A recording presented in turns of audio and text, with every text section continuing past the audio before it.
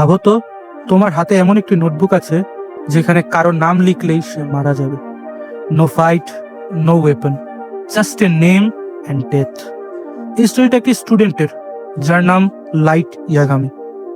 Light Yagami ছিল একজন brilliant student, top of his class, intelligent, calm and disciplined. কিন্তু একদিন তার হাতে একটি স্ট্রেঞ্জ নোটবুক আসে, ডেথ নোট। আর তখন থেকেই তার লাইফ পুরো চেঞ্জ হয়ে যায়। যদি তুমি কারো নাম এই নোটবুকে লিখো, সে মারা যাবে। বাট যখন প্রথম ডেথ অ্যাকচুয়ালি তার সামনে অ্যাপিয়ার হয়, তখন তার মাইন্ডে একটি ট্রিগার ক্লিক করে যায়। প্রথমে লাইট ভাবে আই এম ডুইং জাস্টিস। সে ক্রিমিনালদের নাম লিখতে শুরু করে, যারা পানিশমেন্ট পায়নি। স্লোলি ওয়ার্ল্ড নোটিস করে একটি আননোন ফোর্স ক্রিমিনালদের শেষ করে দিচ্ছে। এন্ড দে নেম হিম কিয়া।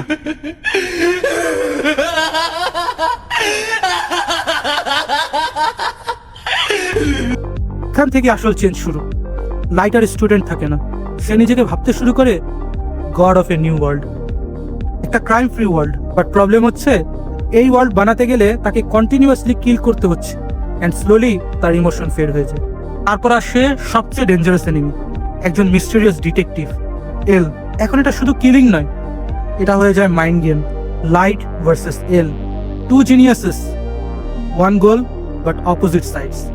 Every move is calculated, every mistake can destroy everything. Light শুরুতে ভেবেছিল সে জাস্টিস আনছে, বাট স্লোলি সে গিল্ট ফিল করা বন্ধ করে দেয়, ইমোশন কমে যায়। And here is the scary part, notebook শুধু মানুষকে মারেনি, it also killed its humanity.